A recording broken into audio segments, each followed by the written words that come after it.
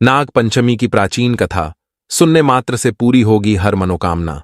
दोस्तों, एक बार महादेव और पार्वती कैलाश पर्वत पर बैठे हुए थे। तभी माता पार्वती ने भगवान शिव से कहा, हे स्वामी, आज नाग पंचमी का पावन दिन है। कृपया मुझे बताइए, नागों को पूजनीय क्यों माना जाता है? किस कारण से नाग पंचमी मनाई जाती है? इस दिन नागों को प्रसन्न करने के लिए मनुष्यों को कौन से उपाय करने चाहिए? हे प्रभु, कृपया आप मुझे इस पर्व से जुड़ी कोई प्राचीन कथा सुनाइए, जिससे मेरा हृदय प्रसन्न हो जाए। भगवान शिव ने पार्वती को समझाते हुए कहा, हे सुरेश्वरी, नागों का अस्तित्व बहुत प्राचीन काल से है। वे देवताओं के वंशज हैं और उनके पास अद्वितीय शक्तियां हैं। नागलोक में तक्षक, कालिया जैसे कई नागराज निवास करते हैं। नागों का विष केवल एक विध्वंसक शक्ति नहीं है, बल्कि उनके पास सृजन और संहार दोनों की शक्तियां होती हैं। वे अपनी ऊर्जा और ज्ञान से संसार की रक्षा करते हैं।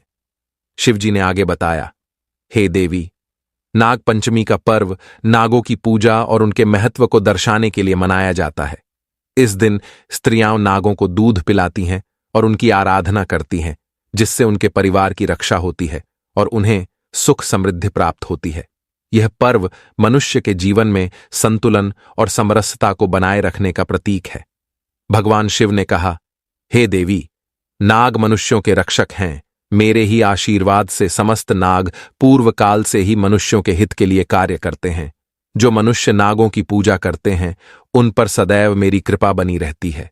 मां पार्वती ने आश्चर्यचकित होकर पूछा, स्वामी, क्या नाग वास्तव में मनुष्यों के रक्षक होते हैं? किंतु मनुष्य तो नागों से सबसे अधिक भयभीत रहते हैं। शिवजी ने उत्तर दिया, हां पार्वती, नाग मनुष्यों के रक्षक होते हैं और उन्हें अदृश्य रूप से सहायता प्रदान करते हैं। उनकी पूजा से मनुष्यों को कई समस्याओं से मुक्ति मिलती है और जीवन में सुख शांति बनी रहती है। हे देवी, अब मैं तुम्हें एक ऐसी ही प्राचीन कथा सुनाता हूं जो नागों के प्रति भक्ति और स्नेह की महत्वपूर्णता को दर्शाती है। जो भी मनुष्य नाग पंचमी के दिन इस कथा को सुनता है, उसके समस्त पाप नष्ट होते हैं। उसे नागों से भय नहीं रहता है और नाग सदैव ही उसकी रक्षा करते हैं। इसीलिए हे देवी, आप इस कथा को ध्यान से पूरा अवश्य सुने। देवी पार्वती कहती हैं, हे प्रभु, मैं इस कथा को ध्यान से पूरा अवश्य सुनूंगी। कृपया आप मुझसे वह कथा कहिए। फिर भगवान शिव देवी पार्वती को वह महान कथा सुनाने लगते हैं। महादेव कहते हैं, हे देवी, पूर्व काल की बात है। मध्य देश में एक अत्यंत शोभायमान नगरी थी। उस नगरी में सुदक्षिणा नाम की एक गरीब स्त्री रहती थी। उसकी मां का नाम था गौतमी। गौतमी एक विधवा थी और उसका एकमात्र सहारा उसकी पुत्री सुदक्षिणा थी। गौतमी ने अपनी बेटी की परवरिश बहुत ही स्नेह और मेहनत से की थी। वह रोज सुबह घर के सामने बर्तन में दूध रखकर नागों को पिलाया करती थी। नागों के प्रति उसकी भक्ति इतनी थी कि साक्षात नागराज उस स्त्री की भक्ति से अत्यंत प्रसन्न थे। एक दिन प्रसन्न होकर उन नागों ने उस गौतमी से कहा, हे माता, आप हमें रोज दूध पिलाती हैं, हमारी भक्ति करती है, इसीलिए हम सभी आप पर प्रसन्न हैं। आपकी जो भी इच्छा और कामना हो, हमसे मांग लो, हम अवश्य पूर्ण करेंगे।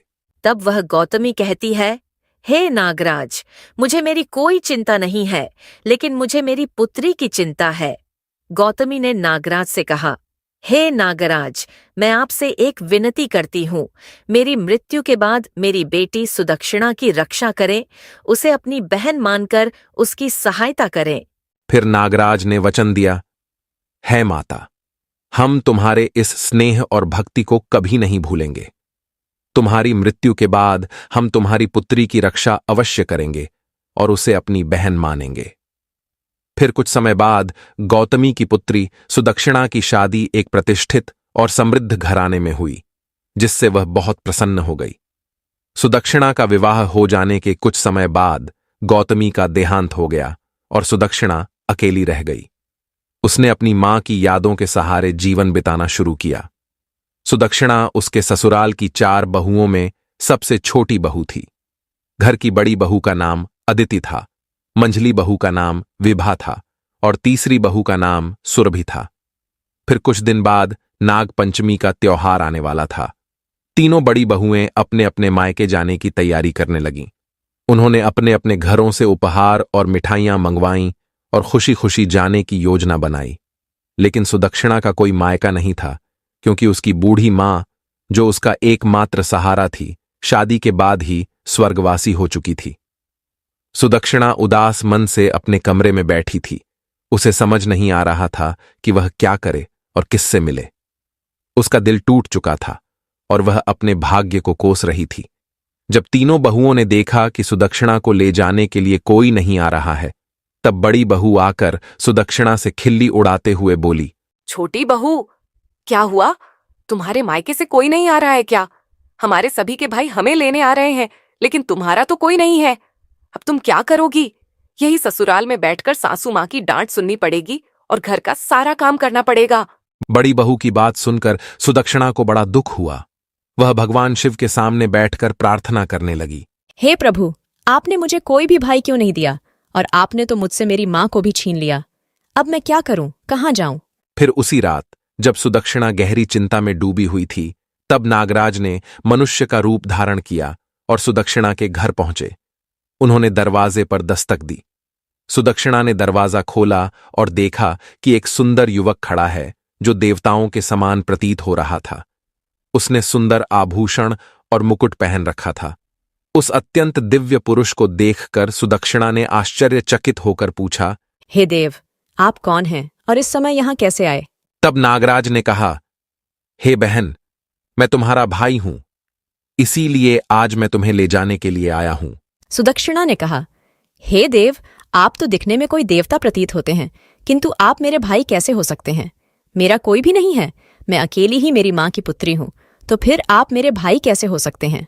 तब नागराज ने कहा, हे बहन, मैं सच कह रहा हूं, मैं तुम्हारा भाई ही हूं। तुम्हारी मां हमें नागों को रोज दूध पिलाया करती थी, और फिर हमने तुम्हारी माता को वचन दिया था कि उनकी मृत्यु के बाद हम तुम्हें बहन मानकर तुम्हारी रक्षा करेंगे। सुदक्षिणा ने हैरानी से पूछा, आप सच कह रहे हैं? मेरी माँ ने नागों को दूध पिलाया था? फिर नागराज ने मुस्कुराते हुए कहा, हां बहन, इसलिए हम तुम्हें लेने आए हैं। चलो, तुम्हें नागलोक लेकर चलते हैं, वहां तुम्हें बहुत प्यार और सम्मान मिलेगा।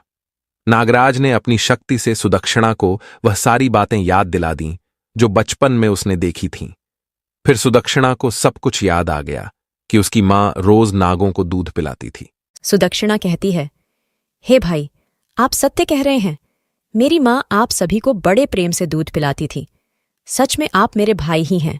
नागराज ने कहा, हे बहन, अब संकोच न करो और हमारे साथ नागलोक चलो।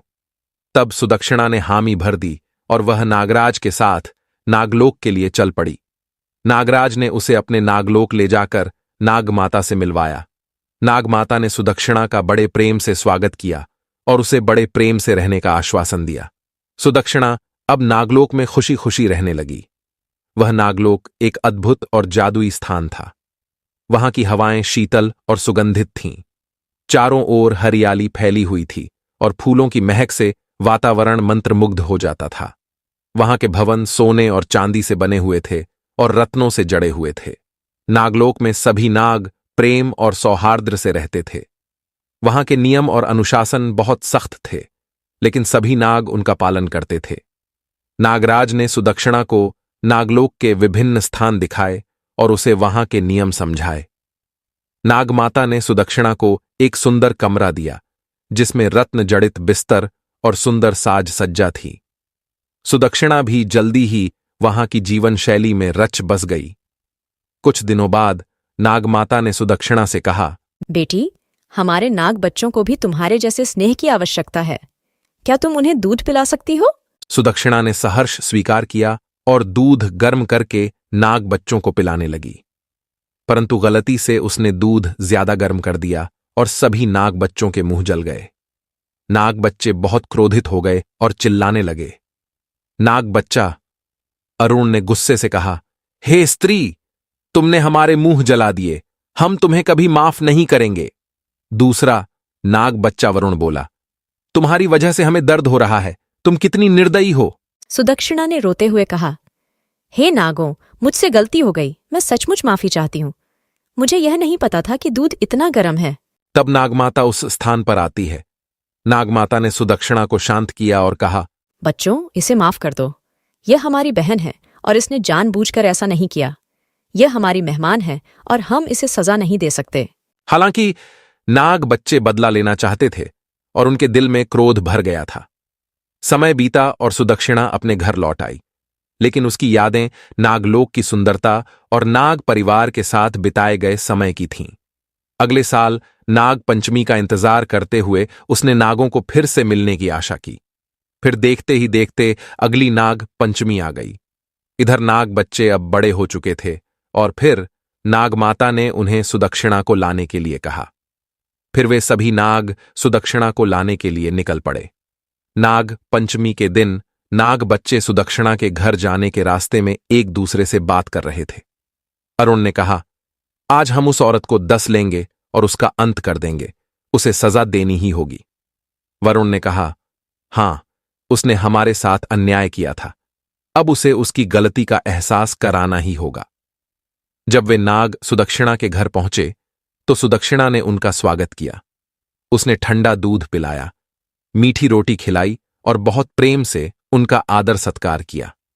उसने उनके स्वागत के लिए सुंदर रंगोली भी बनाई थी और स्वागत की पूरी तैयारी की थी। उसने उन्हें फूलों के हार पहनाए और प्रेम पूर्वक उन्हें नमस्कार किया। उसकी आंखों में सच्चा प्रेम और समर्पण झलक रहा था। नाग बच्चे सुदक्षिणा का प्रेम देखकर प्रसन्न हो गए। उन्हें समझ में आया कि सुदक्षिणा ने गलती से गर्म दूध पिलाया था। उसके मन में कोई बुराई नहीं थी। अरुण ने कहा, हम तुम्हें माफ करते हैं हमारी बहन। हमें समझ में आ गया है कि तुम निर्दोष हो और तुम्हारा दिल साफ है। वरुण ने कहा, तुम्हारा प्रेम और सत्कार देखकर हमारे दिल पिघल गए हैं। हमने तुम्हें गलत समझा। फिर सुदक्षिणा ने भी उन्हें माफ कर दिया। उसके बाद वे नाग सुदक्षिणा को लेकर नागलोक गए और उसे बड़े प्रेम से रखा। उन्होंने उसे सुवर्ण, माणिक, मोती जैसे उपहार दिए और उसे अपने घर वापस भेजा। सुदक्षिणा ने खुशी खुशी उन उपहारों को स्वीकार किया और नाग परिवार के प्रति उसकी श्रद्धा और बढ़ गई। अंत में नागराज ने सुदक्षिणा को वरदान दिया, हे बहन, अब जो भी स्त्री नाग पंचमी के दिन नागों को ठंडा दूध पिलाएगी, नाग कभी उसके परिवार वालों को नहीं डसेंगे। यह तुम्हारी सच्ची भक्ति और सेवा का फल है। सुदक्षिणा ने नम आंखों से नागराज का आभार व्यक्त किया और खुशी खुशी अपने घर लौट आई। इस प्रकार सुदक्षिणा ने नागों के साथ प्रेम पूर्वक जीवन बिताया और हर साल नाग पंचमी का त्योहार धूमधाम से मनाया। यह कथा हमें सिखाती है कि प्रेम, सेवा और सच्ची भक्ति से सभी समस्याओं का समाधान हो सकता है और सच्चे मन से किया गया कार्य हमेशा फलदायी होता है। भगवान शिव कहते हैं, हे देवी, इस प्रकार से अपनी सच्ची भक्ति से सुदक्षिणा ने नागों को प्रसन्न किया। उसी दिन से नाग पंचमी का पर्व मनाया जाता है। तो दोस्तों, उम्मीद है आपको यह कथा पसंद आई होगी। वीडियो को लाइक जरूर करें और कमेंट में जय नाग देवता, हर हर महादेव जरूर लिखें।